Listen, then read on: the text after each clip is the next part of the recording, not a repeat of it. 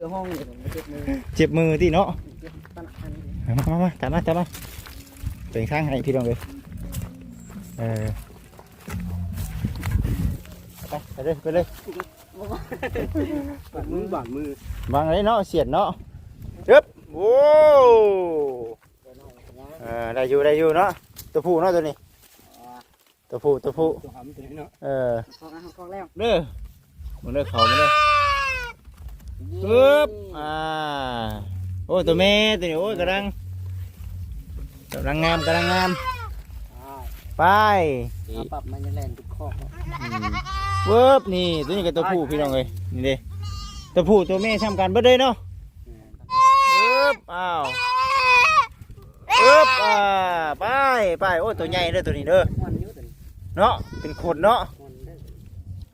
บ่เลยบ่เลยบ่ ปล่อยบ่ ติดนะนี่ โอ้ติดบ่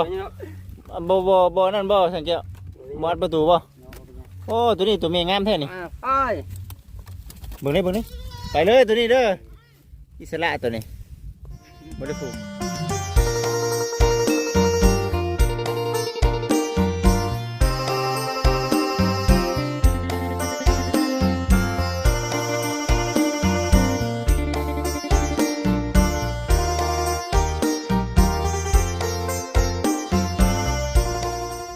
พี่น้องเอ้ยกราบทักทายสบายดีเด้อกราบสบายดีสวัสดี FC เบิดสุขุสู่คนทั้งฝั่งลาวฝั่งไทยทั้งต่างประเทศพี่น้องเอ้ยเนาะพวกพ่อกับบ่จิตคือเก่ามื้อนี้วันนี้เนาะได้พาพ่อแม่พี่น้อง FC มาฮอดบ้านน้องไสลาได้ล่ะโทรหาทางน้องไสลากินนี่เพิ่นว่าอยู่เฮือนมาซั่นน้องเพิ่นออกไปเฮือนโตน้องทางคุณบ่เนาะกาพอดีบ่จิตเองเนาะได้นำเบ้พี่น้องเอ้ยเนาะเอาเบ้มามอบให้กับทางน้องไสลาเพิ่นก่อน5ตู้พี่น้องเอ้ยแต่ว่ายังบ่เฮ็ดบ่ได้เนาะก็คือว่าเด้พี่น้องเอ้ยเดี๋ยวเฮามารอเบิ่งรอชมไปนํกันเนาะมื้อนี้ก็ดีมุกดีใจกับทางน้องเพิ่นเด้อเนาะหาน้องไสลาเนาะมีผู้รักผู้ใหญ่เพิ่นซื้อเบ้ให้เนาะมาแต่พูดแหละพี่น้องเอ้ยเก่งกอกพูดแหละเนาะ เอ้ยเบิ่งพี่น้องเอ้ยจักมุงแหละนี่แป๊บนึงเด้อพี่น้องเด้อเนาะพุ่นบรรยากาศมื้อนี้ก็อยู่ตามเข้มน้องเนาะพุ่นบ่เห็นบ่น้องเพิ่นก็บ่ธรรมดาน้ำลายเด้อพี่น้องเอ้ยปีนี้ก็ได้เนาะน้ำลายปีนี้ ก็คือว่าเนาะเบิ่งดูจักมุงแหละ2 โมงแม่นความบ่จิตเว้าในคลิปเมื่อเช้านี่ดีเนาะประมาณ2 โมงพุ่นแหละว่าซั่นจังสิฮอดไปแต่เช้าเลยพี่น้องเอ้ยเนาะคือว่าแหละมันก็เบ้เฮาเนาะมีอยู่ใส่ก็ไปเอาอยู่หั่นพี่น้องเอ้ยเนาะก็มีอยู่ใกล้แห่งดีเนาะนี่มันเฮาอยากให้กับทางน้องๆเพิ่นเลี้ยงตกถึงตัว800,000เนาะตัวจิตไปเอานี่แต่ว่าหมู่เพิ่นเคยชื่อเพิ่นก็ว่าคือแพงแท้ว่าซั่นคือบ่ลดลงอีกแน่ว่าซั่น3 ล้าน7 3 ล้าน8คือว่าแล้วพี่น้องเอ้ยเนาะอันนี้ก็ว่าได้ดีอยู่นะสำหรับทางบ่จิตเนาะโต4 ล้านนี่ก็คืออยู่กับผู้เพิ่นเป็นพ่อค้าชาวขายผู้เพิ่นเคยซื้อบุงซื้อแว่เพิ่นก็คือสิแบบว่าผู้ในเรื่องแบ่นะแต่สำหรับทางบ่จิตเองก็ถือว่าโอเคอยู่เนาะมันบ่ได้ถึงตัวละล้านนะซะเนาะไปซั่นเนาะเดี๋ยวสิโทรหาทางน้องเพิ่นก่อนเนาะกินข้าวบ่หรือว่าจังไดเอาก่อนเพราะว่าโทรบอกก่อนย่านเบ้มันนี่แหละเนาะเฮาอยู่เบิดมื้อเบิดเว้นหั่นนะพี่น้องเอ้ยอยู่ในกรงเบิดมื้อเบิดเว้นเนาะตากแดดจนว่ามันร้อนหั่นนะเดี๋ยว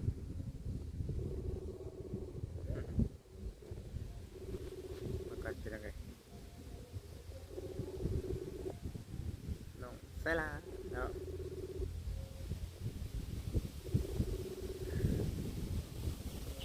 โดยกินข้าวบ่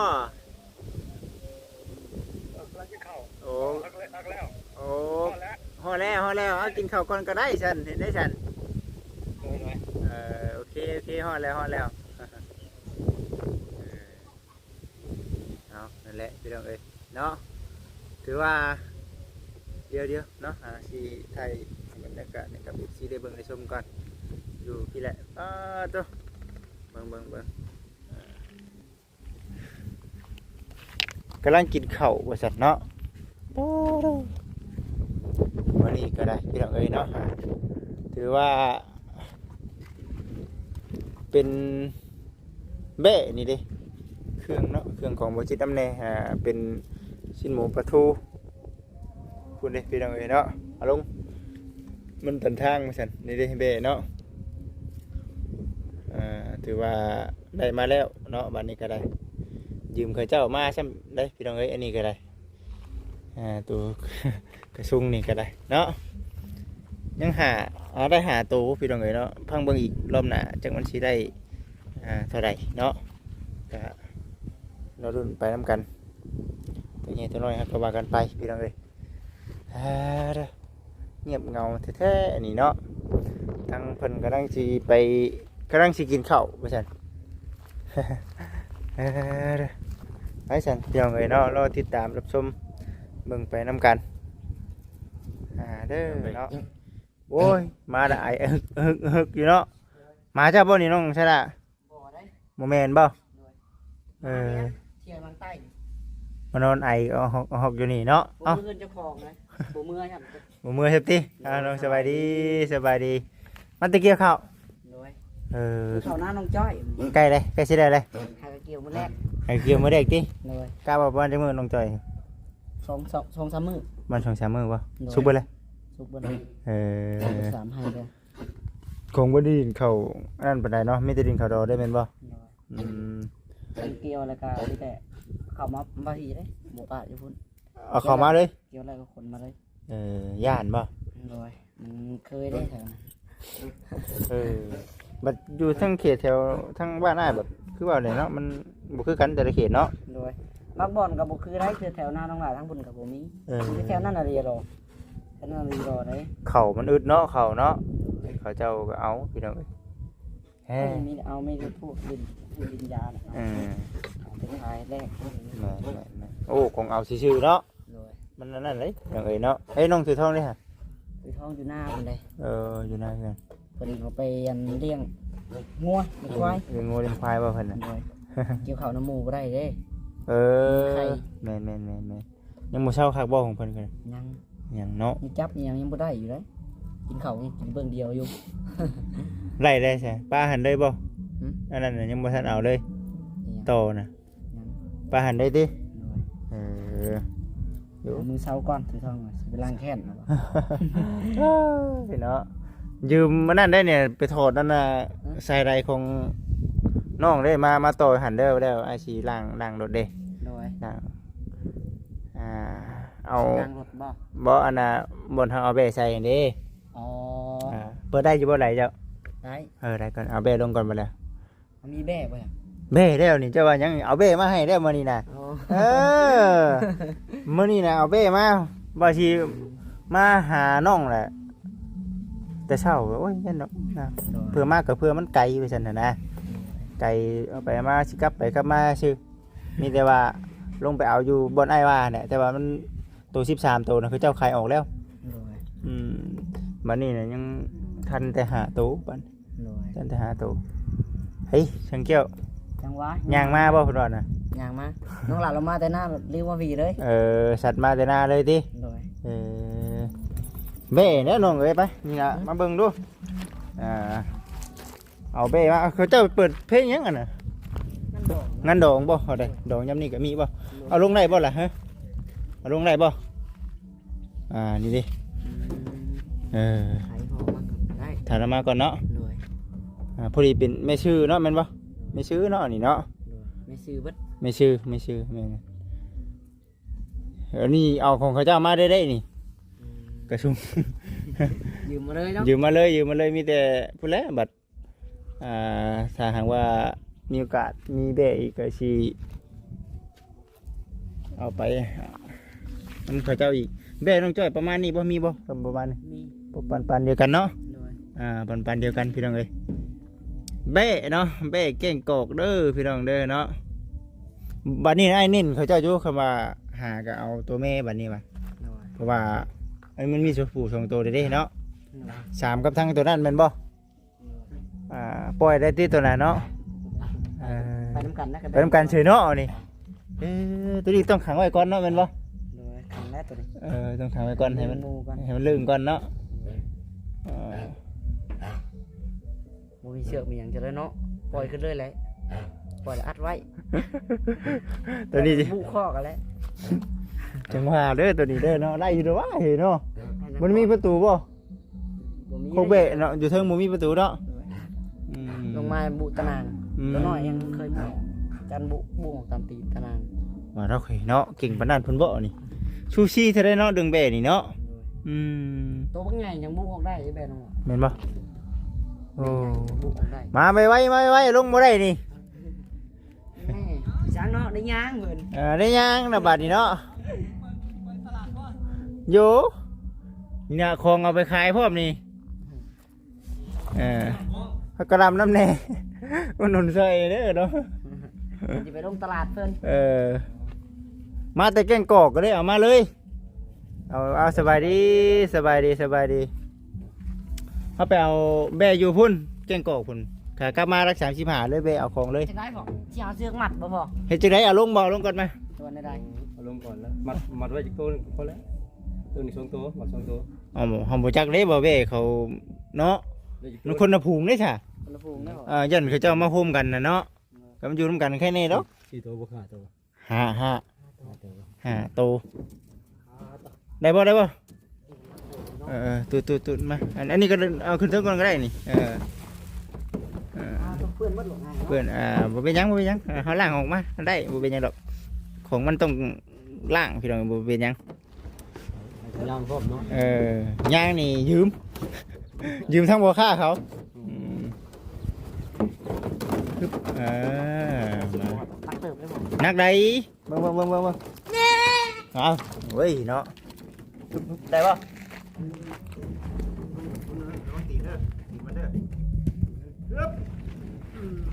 ผมกันว่านักเนาะตัวนี้จะไรเอาไปพุ่นบ่ ครอบไปแล้วนะบ่ครอบ เอาไปครอบพุ่นเนาะ มีประตูครอบไปเลย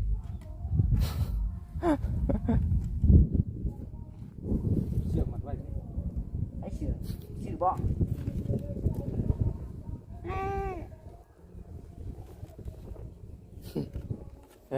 เนาะ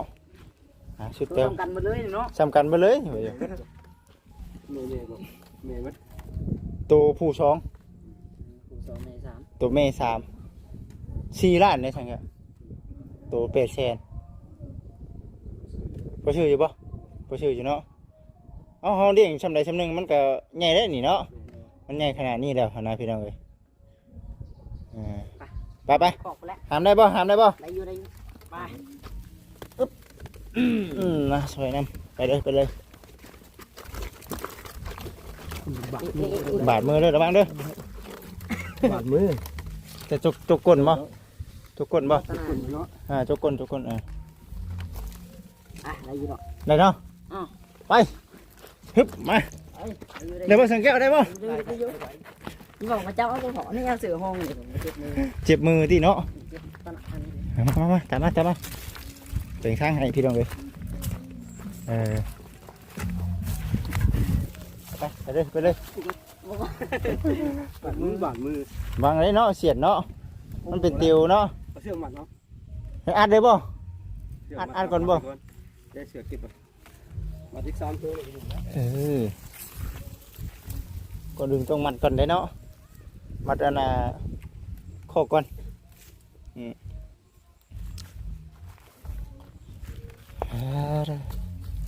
แปลวแต่เช้าป้าดูว่า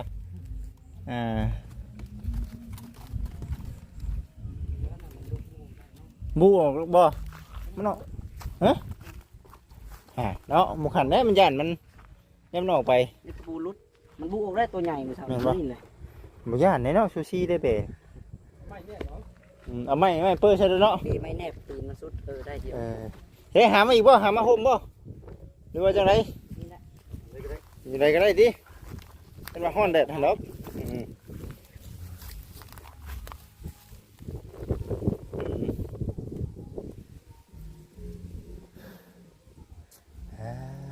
เอาจังได้บัดบ่คือบ่ฆ่าวันนี้เนาะ เนาะบ่คือบ่ค่าเบ้ได้ดิเดี๋ยวหาส่วนมันก่อนเด้อนี่ส่วนมันนี่แกะ ดึงคอมาเถิดโตเนาะ แม่นถึงฟองมาเลย ไม่เอาเราขัดจำบอกได้ยังมันรุดของคนละตัว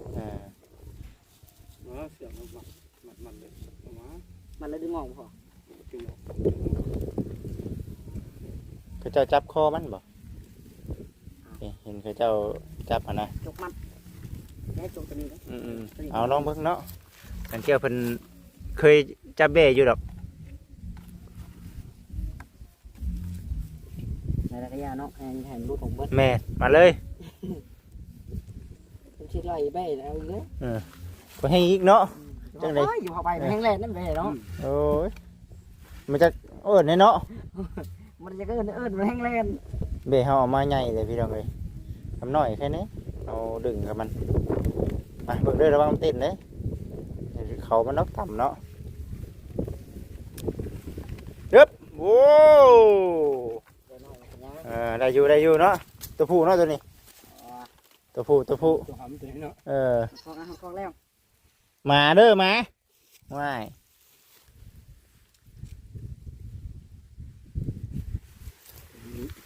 เที่ยวเตาสองอันสามอัน เอาเลยจับเลย 4ตัวเสียง ดีแล้ว สี่บ่ยามันตัวเดียวอยู่ที่ตรงทำปิ้งกันก็ได้นะส่วนนี้ก็มัดส่วนนั้นก็มัด เอาในนั่นเลยบ่ เอาพี่น้องให้เบิ่งเนาะเบิ่งไปน้ำกัน มือสองมือมันก็เล่น มันก็เรื่องเลยดิไปเขาเจ้าเขาตั้งชีใส่ยางมาถ่ายอยู่หนทางใหญ่แล้วบอกเขาเจ้าว่าบุมีกระชุงเลยว่ะบุมียางเลยว่ะโอ้เพื่อนข่อยก็ได้ไปจันต้องไปเอา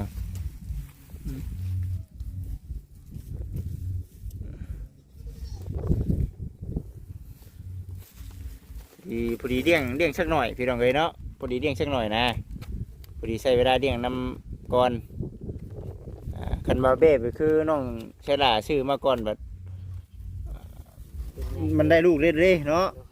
เขาเอามาเลี้ยงมันได้ลูกรถอันนี้เขาต้องเอามาให้มันสัมพันธ์กันเองปึ๊บมึงเด้อเขามาเด้อปึ๊บโอ้ตัวแม่ตัวนี้โอ้ยกำลังงามไปคือสิบเหไปเลยใช่ไหมจักเนาะโอ้สุดแต่เหดินี่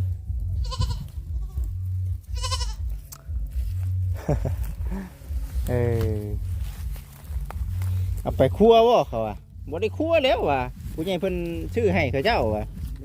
เลี้ยงแล้วว่ะ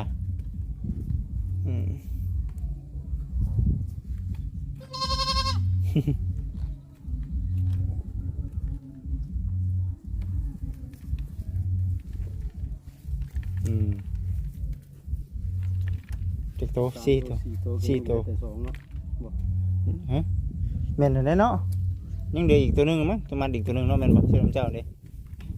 เจ้าสิเอาเช่นซะยังอีกบ่เป็นจังได๋ว่าตัวนึงนี่เนาะเอามาตัวน้องชะดามาเด้ค่ะผูกก่อนบ่คือกันบ่ บุรีมัดเลย บ่มัดเลยบ่ มาโปรดเลย อ๋อ มันหูเด้ มันหูดิ มันได้ดองนะ เฮ้ยถ้ามันมีหินเบ้ตัวนั้นตัวนี้มามันก็สิคิดว่าเฮือนใหม่บ้านใหม่มันนั่นแหละเนาะมันบ่คือว่าเฮาเอาไป ปรับมันจะแล่นติดคอก เวิบนี่ตัวนี้ก็ตัวผู้พี่น้องเอ้ยนี่เด้ตัวผู้ตัวแม่ซ้ำกันเบิดเลยเนาะซ้ำกันเบิดเลยไปพุ่นกินเลยนี่เนาะออกก็กินเลยนี่อยากกินแต่เช้าพุ่นจักแหละเนาะพุ่นน่ะต้องแปลนอีกเด้น้องฉลาดหรือว่าจังไดก็ ยังหกอยู่เนาะ มันยังอยากหกอยู่ได้ ส่วนมันต้นเรียบร้อย แปลนในเนาะทางนั้นก็ได้ชุดยอด มันหามบ่ได้ ฮักเองบ่เบ้บ่ฮักหรือบ่คนฮักปอ เบ้ทางไงเลยมีใครจะมากลให้ ผู้วิเนาะ ส่วนมันเรา66เนาะ เปลี่ยนอยู่หน่อย เป็นเบิด เจ้าของก็อันนี้ได้เนาะปล่อยก็ชวนแล้ว เออ เจ้าของไปเกี่ยวข้าว ปล่อยเขาชวนเลยดิ เนาะ เลย อีดำบ่ตัวนี้ ชงที่รักอยู่ ตัวใหญ่ได้นี่เนาะมันใหญ่ได้ตัวนี้พี่น้องเอ้ยถือว่าโอ้ดีใจแล้วประชันบัดนี้ก็บอกเพิ่นอยู่ว่ามื้อใดเอาเข้ามาอีกกว่าแบ่น่ะโอ้เดี๋ยวสิโทรบอกเพิ่นว่า จุดเปลี่ยนมาเลยเนาะเห็นมันอ๋อ กินเที่ยงติใบเนาะใบมันก็กินเนาะใบมันนี่ก็โอ้กินเนาะกินหญ้าคักแท้นี่เนาะ อยากกินเลย อ้าวไปโอ้ตัวใหญ่เด้อตัวนี้เด้อ มันอยู่ตัวนี้ เนาะเป็นคนเนาะ มันเด้อ บ่เลยบ่เลยบ่ ปล่อยบ่ มัน บ่ ติดนะนี่ โอ้ติดบ่บ่นั่นบ่สังเกตบ่อัดประตูบ่โอ้ตัวนี้ตัวเมียงามแท้นี่ ไป เบิ่งนี่ไปเลยตัวนี้เด้ออิสระตัวนี้บ่ได้ผูก เช็ดหาทางออกแล้วโอ้ยตัววันวัน เบิ่งก่อนมันอยู่น้ำไผเนาะแม่ผูกเดียวกันแค่นี้ได้เนาะบ่ไปดอกเนาะ เก็บไม่ออก เฮ้ยมันเวลาเราผูกเชือกนี่มันของกันใช่ไหมยังอยู่เนาะได้อยู่1 2 3 4 5ตัวพี่น้องเลยบ่ใหญ่บ่น้อยเนาะบ่รุดกันอีกบ่เดินกันอีก จำกันเด้อ ปันกันเนาะ เลย ปันกัน เฮ็ดใกล้ เพิ่นจะหาทางออกได้นี่เนาะหาบ่นอนเด้อเนาะหาบ่นอนไปห่มไปเฮาปานนี้อัดเนาะไปอันนี้ส่งคืนเขาเจ้านี่เอาไปขึ้นรถบ่าวเนี่ยแต่ว่าป้าให้ก่อนก็ได้ เดี๋ยวสิแม่นเอารถล่างก่อนเด้อพี่น้องเอ้ยสำเร็จได้เนาะบ่จิตเอ้ยเนาะ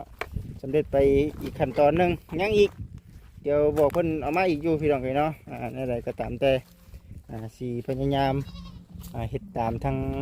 ผู้รักผู้ใหญ่เพิ่นบอกให้มันสำเร็จพี่น้องเอ้ย ๆบ่ลงมาเครื่อง บ่เป็นหยังบ่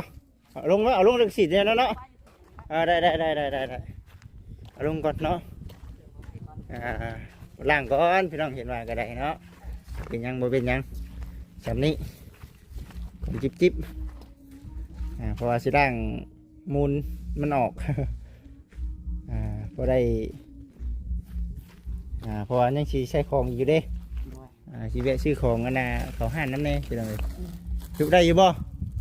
ได้อยู่เนาะ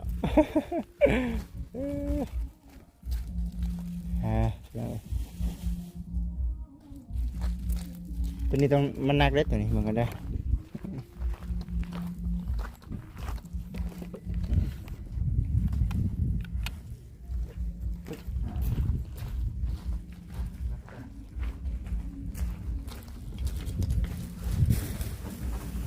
นี่นั่นตัว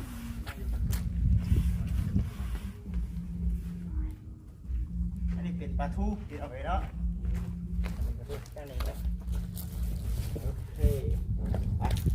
บอกกับทางผู้รับผู้ใหญ่เพิ่นก่อนบาทนี่เดี๋ยวจังว่ากันพี่น้องเลย ใช่เตียงบ่ เตียงแล้วแล้วเนาะผมเฮ็ดไว้ให้นั่งเลยเฮ้ย บ่เย็นเลยเนาะ แมนเอาพี่น้องเอ้ยเนาะถือว่าคอกบ่เงาได้ได้เนาะ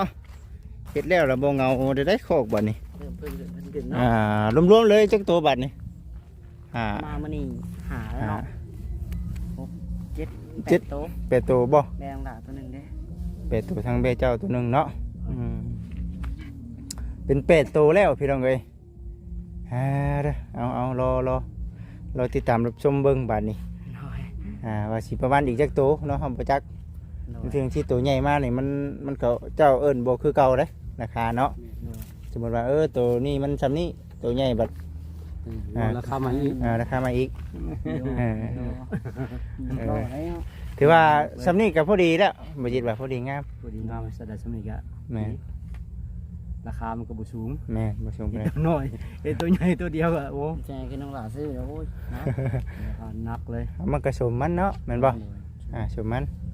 แต่ว่าก็คือเว้าแน่ได้พี่น้องเอ้ยนี่เว้าพื้นเฮาอยากได้หลายโตเนาะตัวนี้เนาะหลายโตแน่แล้วก็มันก็บ่ได้น้อยบ่ได้ใหญ่พอปานกลาง เอามาเลี้ยงเอาเลย พอ พอมาเลี้ยงให้มันลึงก่อนเนาะ โดย คือน้องชายดาชื่อบัดได้โดเด้น่ะเนาะอีกบ่หึงก็ได้แล้วเนาะอีกบ่หึงก็ได้เบแม่มานเด้เนาะเอาน้องชายดาคือเก่านั่นแหละถ้าแม่เพิ่นแล้วก็อยากให้น้องๆเนาะมีเพิ่นอยู่มีอาชีพเฮ็ดเนาะให้น้องชายดานี่แล้วขอบคุณเด้อเนาะ ได้ก็ลูกขอบอกขอบใจเด้อแม่เด้อขอให้แม่อยู่ดีมีแห้งอยู่เย็นเป็นสุขสุขกายสบายใจขอให้แม่จะมีแต่ความสุขความเจริญแม่เอ้ยบ่ให้เจ็บบ่ให้ป่วยให้หายจากพยาธิโรคาแม่เอ้ยขอให้แม่อยู่ดีมีแห้งสุขภาพร่างกายแข็งแรงเด้อแม่เด้อสาธุ เนาะ ขอขอบใจทางบ่คิดนำเด้อ โดย เดินทางตลอดปลอดภัยให้เหตุงานการสิ่งใดขอจะรับเจริญราบรื่นไปมื้อหน้าดังๆให้เฮงปังๆได้เด้อ สาธุเนาะ แข็งแรงน้ำให้สาธุ เส้นกันเนาะอยู่ดีไม่แห้งคือกันดีใจเนาะช่างแก้ว โดย ดีใจยังขี่ออกไปเกี่ยวเขาอยู่บ่ โดย ยังออกไปสิอันนี้ก็พอดีได้แหละนี่ก็กลับออกไปแล้วก็สีชื่อของแล้วก็สีออกไปหน้าเลยก็ถือว่ามื้อนี้เฮ็ดเวียกส่วนนี้แล้วก็ถือว่าดีใจนะมื้อนี้เนาะดีใจส่วนน้องใช่ล่ะน้องถือทองนี่พูดแหละเนาะยังนั่นก่อนเนาะแม่นบ่บันไดเพิ่นเนาะ อันใดยังอยู่